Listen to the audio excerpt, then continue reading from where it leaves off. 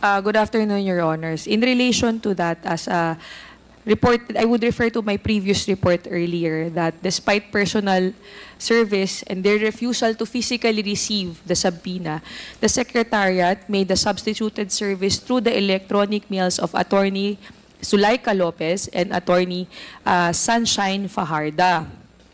And on the same date, on November 8, 2024, or on, it was a Friday, or Your Honor, after sending the electronic mail containing the subpoena ad testificandum, Your Honor, the Secretariat deemed it prudent to ensure that there would be a delivery receipt once it is actually successfully delivered by the house server.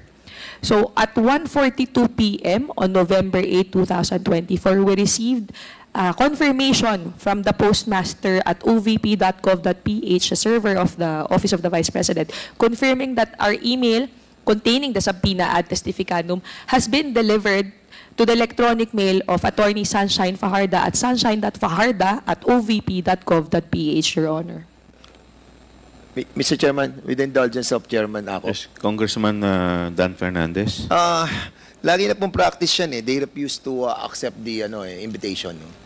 And this representation wanted to find out who that person is and who ordered him not to accept the invitation. May I, Your Honor? I'll just look into the report. On November 7, there was, on November 8, the person who refused to receive the subpoenas for Attorney Zulaika and Attorney Fajarda per the report of the Legislative Service Bureau. It was certain Attorney Emily Torrentina from the Legislative Affairs Division of the OVP. Mr. Chairman, can we invite that person as well? And for us to find out why she, babae ba siya? Oh ma'am, andito po pala kayo.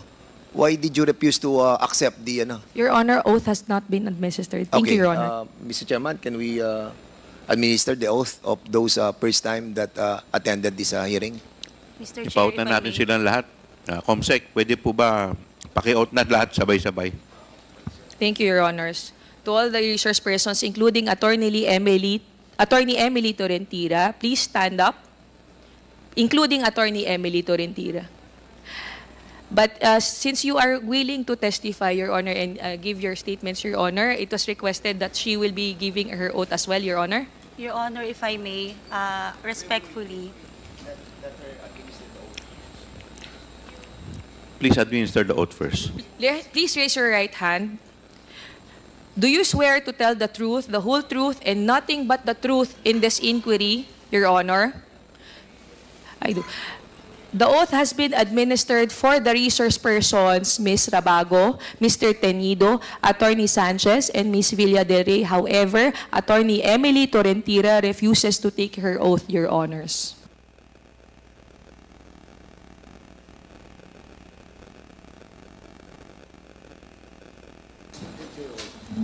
Mr. Chairman, I'm just wondering why attorney, what's the name of that that person? Attorney Emily Torrentira, Your refused to raise her hand for the oath taking.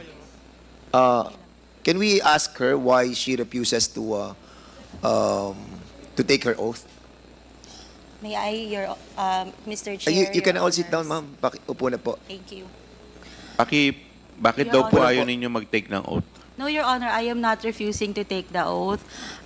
Prior to being asked to take the oath, I was trying to explain, Your Honor, that I am not an invited resource person. Second, that I have only been asked now to explain why there was no receipt for subpoena for the persons who are not present here. That is what I am trying to say, Your Honors, respectfully.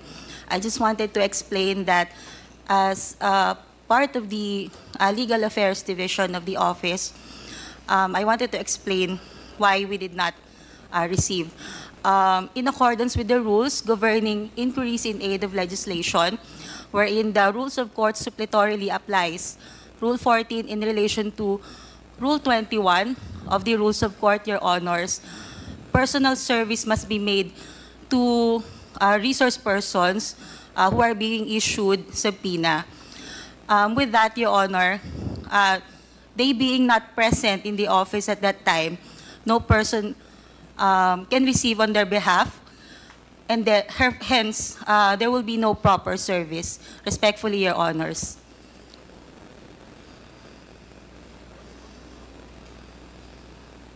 Well, we accept that that guidelines, no, that you mentioned a while ago.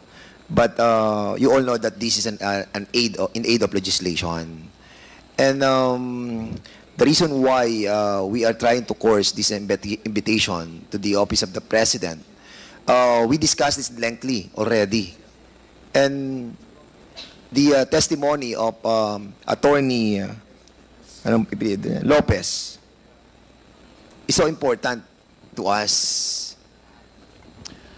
And also si Pajarda.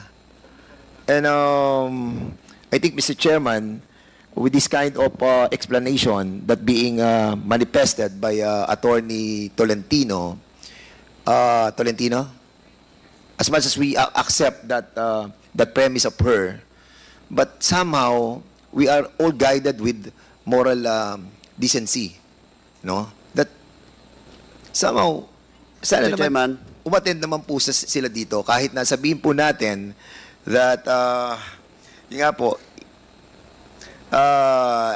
ito po yung sinasabi nung inyong minention a while ago, but I think somehow sa akin personally that is not accepted. And isang tanong lang, attorney, have somebody told you not to accept all those invitations?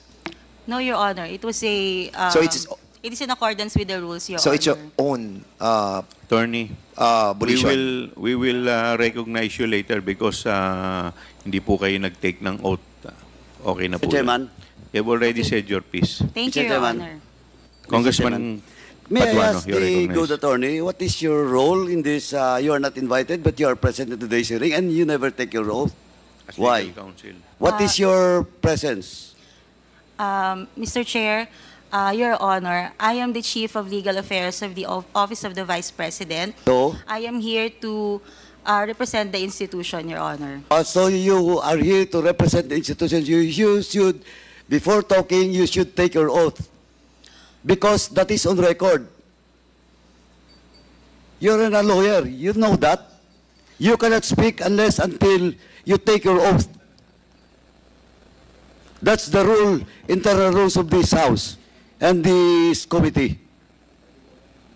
You cannot speak unless you take your oath. Or else, I will move to excuse you in this room. Your Honor, if I may, Mr. Chair. Point of order, Mr. Chair. Mr. Chair, What is your point of order? yeah, I take the position of Congressman Paduano. I really don't know why she's here. Has she forwarded any explanation written as to her attendance? Hindi, Mr. Chairman, No, Mr. Chairman, Mr. Chairman. Mr. Chairman, a while ago, she was trying to tell us that she is the representative of the Office of the Vice President. And if you are the representative of the Vice President, you have this reason to take your oath as well. No, but yeah. But other than that, Mr. Chair, before we can even proceed to asking her to take her oath, has she communicated officially to the committee that she is indeed representing the Office of the Vice President? Is there any letter that whereby Attorney Tolentino is given authority to represent the Office of the Vice President, COMSEC? None, Your Honor. Did you submit your authority? If I may, Your Honor, respectfully. Yes, please. Mr. Chair, can we just call for a 5-minute suspension? Kausapin muna natin kung ano ba talaga kasi 5-minute suspension is declared by the chair. Mr. Chairman,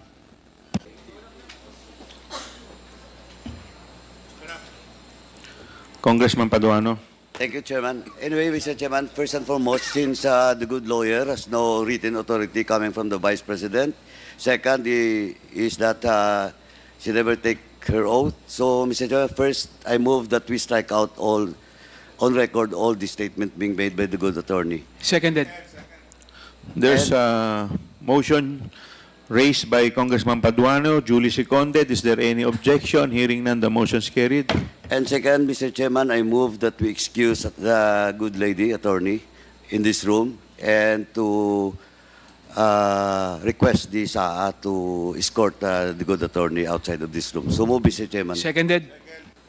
There's a motion to excuse the good attorney from this room, which is duly seconded. Is there any objection? Hearing none, the motion is carried. Mr. Chair, if I may respectfully request... You're not, you're out of order. You're not recognized. Mo, Chair, para hindi siya makapagsalita. being Suspend mo. 1 minute.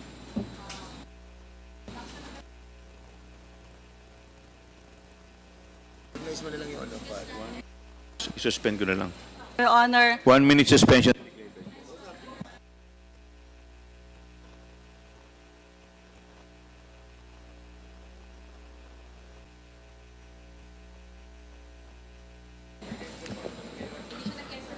Committee hearing resumes. Mr. Chairman, Congressman J.J. Suarez, you're recognized. yeah. Mr. Chair, gusto ko lang po ilagay sa tamang perspective yung dahilan kung bakit po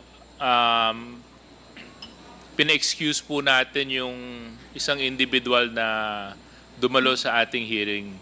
Baka po kasi magkaroon ng misunderstanding why she was excused from our hearing. Number one, she was not invited to attend today's hearing. Number two, she did not take her oath. So we don't even know the personalities and the circumstances to why she is here. And no communication was forwarded to the committee as to her attendance. For all we know, she can be somebody posing for somebody, and the committee cannot act on mere presentation without proper representation to the said committee, Mr. Chair. So para lang po maunawaan ng lahat kung bakit po natin pinakiusapan na ma-excuse yung isang individual na nagpakilala na Attorney Tolentino. Yun lang po, Mr. Chair. Thank you. Wala na po bang sasalita? Recognition na lang sa members. Comsec? Chairman, permission to excuse. Chairman, permission to excuse. Yes, this, Congressman hearing. Paduano, you're Without excused. vote. Thank you. Comsec? Your Honor, may we recognize Honorable Joseph Jojo Lara from the 3rd District of Cagayan and Deputy Majority Leader Honorable Frances Pumarin from the 3rd District of Quezon City. Thank you, Your Honor.